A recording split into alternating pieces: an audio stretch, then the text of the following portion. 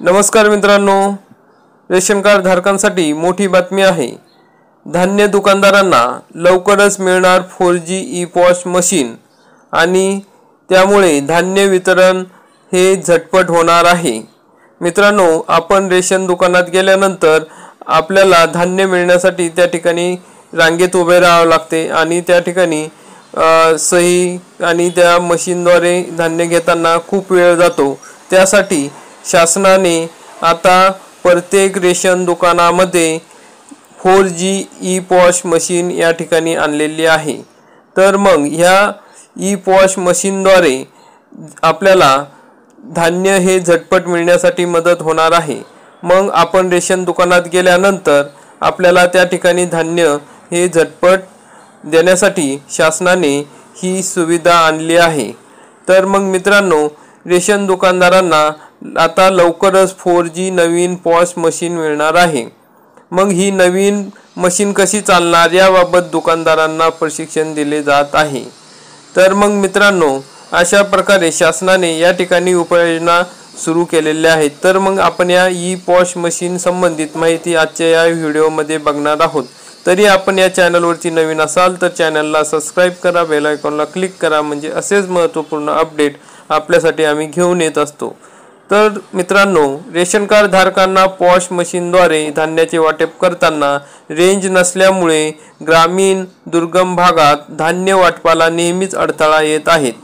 मग रेशन दुकानदारांचा आणि रेशन ग्राहकांचा यामध्ये वेळ जात होता। शासनाच्या वतीने मोबाईल नेटवर्क असलेले 4Gचे कार्डसह डबल सिमसह नवीन पॉस मशीन उपलब्ध करून देण्यात आले आहे। मग आत्ताच्या पॉस मशीन व्यवस्थित चालत नाहीत, त्यामुळे रेशन दुकानदाराचा जीव मेटाकुटीला आला होता। मग रेशन दुकानातून धान्य घेताना बोटांचे ठसे ई-पॉस मशीनवर येत नाहीत। बऱ्याचदा स्वस्त धान्य दुकानदार व लाभार्थ्यांमध्ये हमरीतुमरी होत असल्याचे प्रसंग निर्माण होतात। स्वस्त धान्य दुकानदार व लाभार्थी यांच्यातील वितरण व्यवस्था सुलभ व्हावी यासाठी दुकानदारांना आता 4G तंत्रज्ञान असलेली ई-पॉस मशीन देण्यात येणार आहे।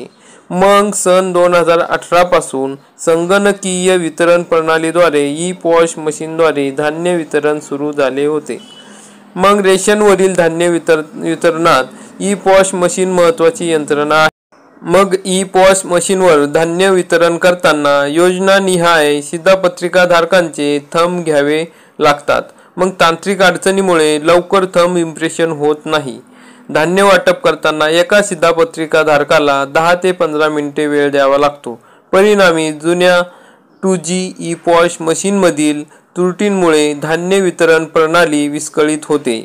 अनेक ई-पॉस मशीनमधील सिम कार्ड निरुपयोगी झाले आहेत। रेशन दुकानदार आपल्या मोबाईलद्वारे हॉटस्पॉट वापरून धान्य वितरण करीत आहेत। गर्दीच्या वेळी मशीनमधील तांत्रिक बिघाडामुळे रेशन दुकानदारांचा शिधा वाटप करताना जीव मेटाकुटीस येत आहे। या कारणांवरून ग्राहक आणि रेशन दुकानदार यांच्यात वादही होत आहेत। त्यामुळे रेशन दुकानदारांकडून 4G ई-पॉस मशीन उपलब्ध करून द्यावी अशी मागणी करण्यात आली होती। मग अन्न नागरी पुरवठा व ग्राहक संरक्षण विभागातर्फे रेशन दुकानदारांमध्ये आता 4G ई-पॉस मशीन व फिंगर आणि आय स्कॅनची सोय करण्यात आली आहे। यामुळे या नवीन मशीन उपलब्ध होईल। रेशन दुकाननिहाय डाटा अपडेट करून देण्यात आला, त्यामुळे या पुढील काळात रेशनिंग दुकानदारांना रेंज नाही, मशीन चालत नाही अशी कारणे देता येणार नाही। दुकानात आलेल्या रेशन कार्ड धारकांना वेळेत धान्य मिळण्यातील अडथळे दूर करण्यात प्रशासनाला यश आल्याचे महसूल विभागाने सांगितले आहे। बोगसगिरीला आळा। मग या मशीनमुळे शासन मान्य धान्य वाटप करताना शासनाने रेशन कार्डवरील सर्व नावे आधार कार्ड लिंकिंग केल्याने बोगस आणि दुबार रेशनिंगवर धान्याचा होणारा काळा बाजार संपविण्यात शासनाला यश आले आहे। शिवाय रेशन कार्डवर ज्यांचे आधार कार्ड लिंक झाले आणि पॉस मशीनवर कुटुंबातील प्रमुखाने अंगठा येईल त्याच कुटुंबाला धान्य मिळणार असल्याने रेशनिंग दुकानातून होणारा धान्याचा काळा बाजार बंद होणार आहे। आणि शहरातही रेशन कार्ड आणि मूळ गावीही एकत्रित कुटुंबातील असणारी नावांचा ऑनलाईन शोध घेऊन दुबार नावे काढण्यात आल्यामुळे धान्याची मानसी युनिटप्रमाणे होणारा धान्याचा दोनदा लाभ घेणाऱ्या बोगसगिरीला या ठिकाणी आळा बसणार आहे. धान्य वितरण करताना या बाबी सोयीच्या होणार आहेत. आता 4G ई-पॉश मशीनमुळे मग धान्याचे वितरण हे लवकर होणार आहे, त्यामुळे ग्राहकांना या ठिकाणी सोय होणार आहे. तर मित्रांनो, हा व्हिडिओ आपण बघितला त्याबद्दल धन्यवाद. व्हिडिओला लाईक करा, चॅनलला सबस्क्राईब करा, बेल आयकॉनला क्लिक करा. चला तर भेटूया अशाच पुढच्या महत्त्वपूर्ण व्हिडिओमध्ये. धन्यवाद.